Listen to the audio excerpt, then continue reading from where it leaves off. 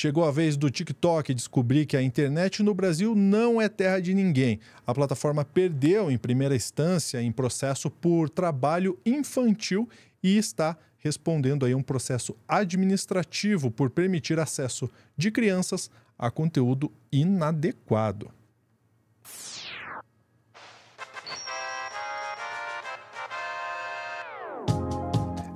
TikTok. Eu vou chamar a Sofia Labanca aqui na tela, o arroba da Sophie está aqui para seguir a Sophie no Blue Sky, para seguir a Sophie no Instagram e o meu arroba para seguir no Instagram, no Threads e no TikTok. Inclusive, falando em TikTok, vamos lá, Sofia, vamos contar essa história.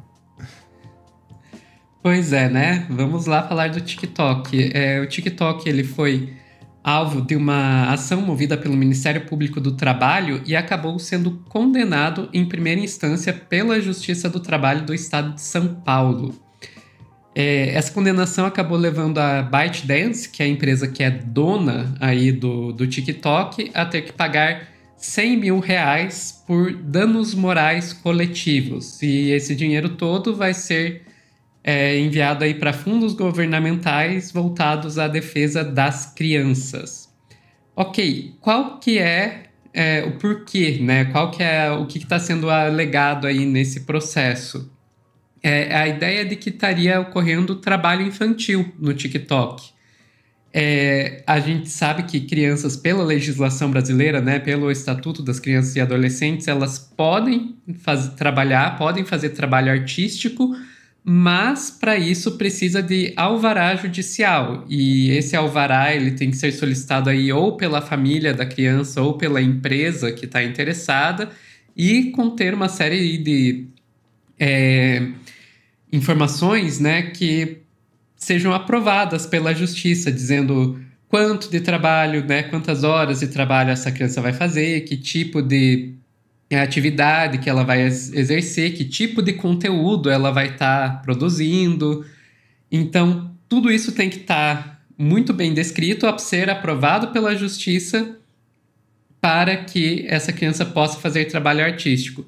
E o que a ação é movida aí pelo Ministério Público do Trabalho alegou, e pelo menos o Tribunal de Primeira Instância acatou, concordou, é que, olha, o TikTok está tendo criança trabalhando lá, e não sem nenhum tipo de controle se esse alvará existe ou não. Então a gente pode ir para a revista Repórter Brasil, né, com reportagem aí da Isabel Harari, que ela vai explicar um pouquinho para a gente. Ela diz ali, TikTok é condenado em primeira instância por trabalho artístico infantil. Daí a gente pode descer um pouquinho e ver o que foi afirmado aí pela juíza, né? As plataformas digitais não são isentas de seguir as leis, diz a juíza Solange Aparecida Galo Bizzi, da 31ª Vara de Trabalho de São Paulo. Segundo a magistrada, a companhia tem a obrigação de verificar se a atuação de crianças e adolescentes é precedida de autorização. A assessoria de imprensa da plataforma se pronunciou por meio de uma nota.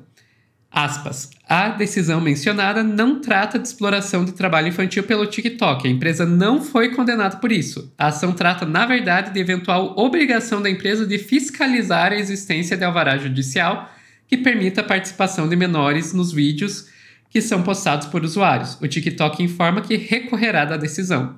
Então eles vão recorrer, isso aí deve ir para a segunda instância. E é interessante, né, que eles falam, olha, a gente não foi condenado porque a gente está explorando trabalho infantil. A gente foi condenado porque a gente não fiscalizou se outras pessoas estão explorando o trabalho infantil na nossa plataforma. O que eles não falam nessa nota é que quando outras pessoas estão explorando trabalho infantil na plataforma deles, eles lucram com essa exploração também, né? Então, né, TikTok, vamos ver. O TikTok afirma que não tem como controlar a existência desse tipo de alvará judicial, mas o promotor de justiça da Bahia diz que, olha, tem sim. Então a gente pode descer ali e ver que o promotor de justiça da Bahia e colaborador da Comissão de Infância, Juventude e Educação do Conselho Nacional do Ministério Público, Moacir Nascimento Júnior, diz o seguinte: As plataformas dizem que não tem como fazer essa fiscalização. Elas sabem o dia em que o nosso cachorro faz aniversário, mas não tem condição de ver se existe um alvará.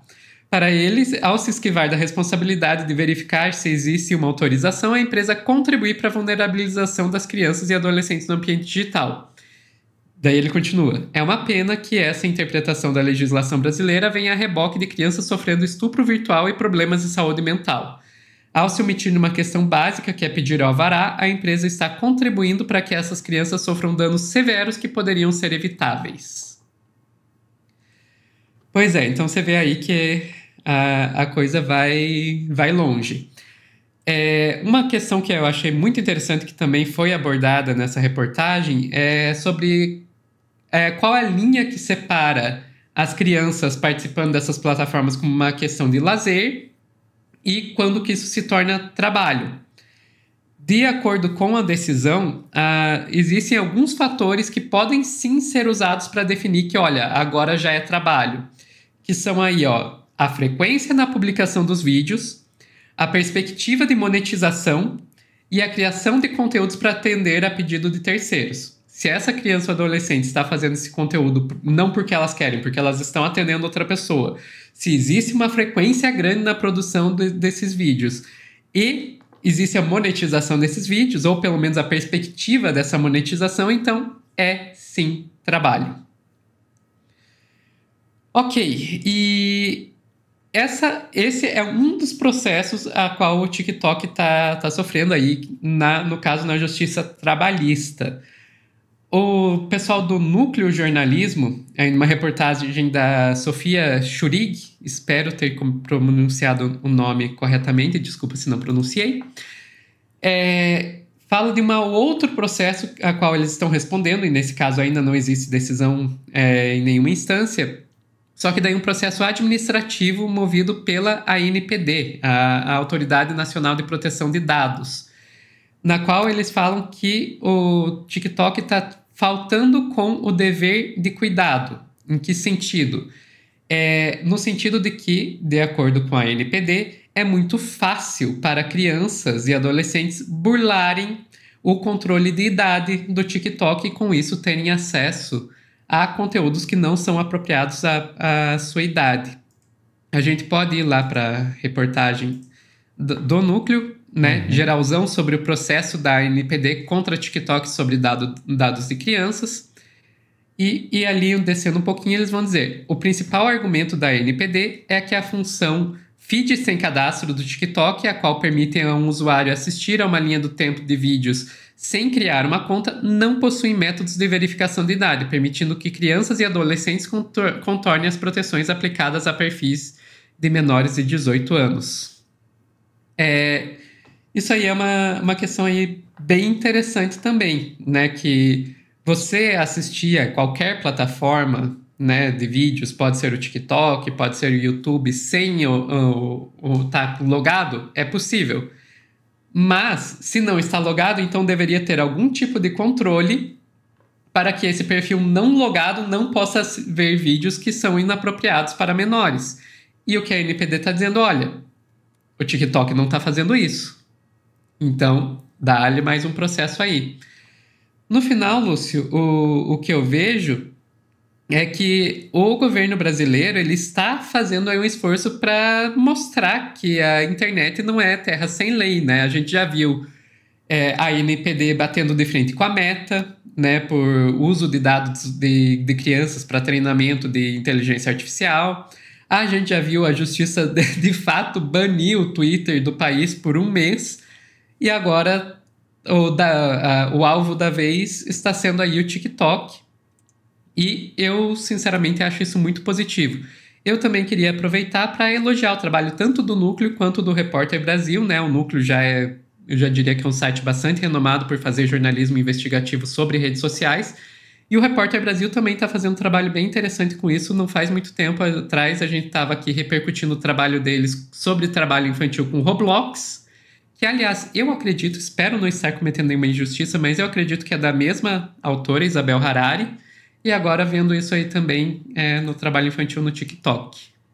Se tem uma coisa, né, Sofia, que esse pessoal não é, se tem uma coisa que as grandes redes sociais e essas empresas de Big Techs não são, isentas dessa responsabilidade em relação ao seu conteúdo.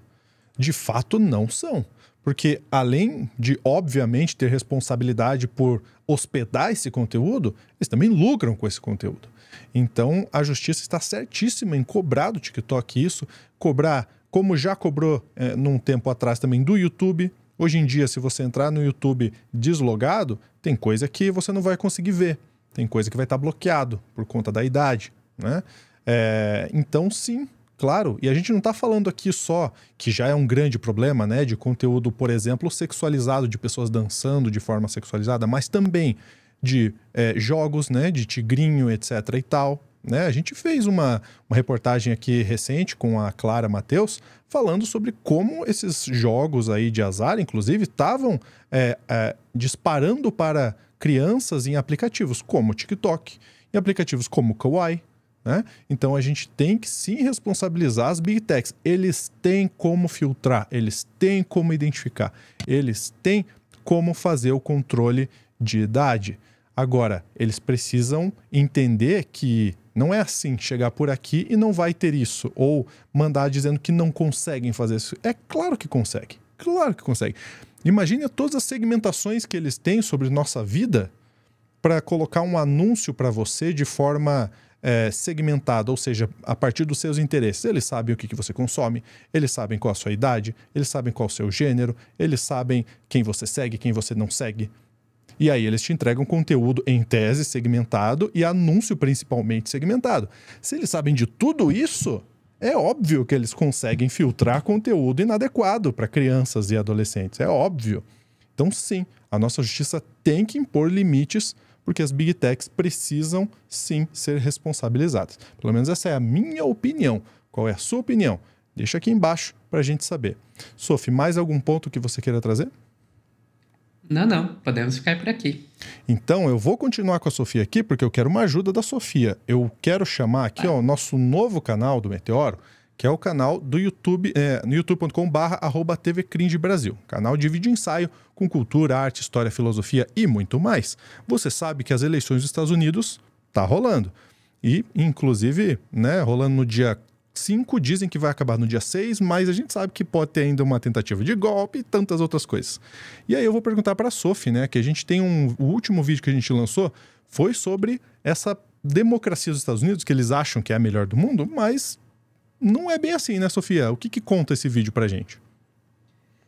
Olha, esse vídeo vai contar aí a influência do dinheiro na questão da democracia dos Estados Unidos, a questão das várias formas que eles usam para impedir determinados grupos de votar. E a gente também conta aí sobre uma eleição, e eu acho que essa é bem interessante para fazer o gancho que você falou, uma eleição dos anos 2000 que demorou bastante para sair os resultados, porque tiveram que recontar um estado inteiro, e daí depois teve decisão da Suprema Corte deles lá para se iria refazer contagem de novo ou não, e que acabou demorando bastante para sair os resultados dessa eleição aí. Se acontecer alguma coisa parecida nessas eleições agora de 2024, não sai amanhã de jeito nenhum. Fortes emoções. A gente vai continuar acompanhando e aqui é a dica para você assistir esse vídeo lá na TV Cringe. Fechou? Grande abraço. Até a próxima. Até.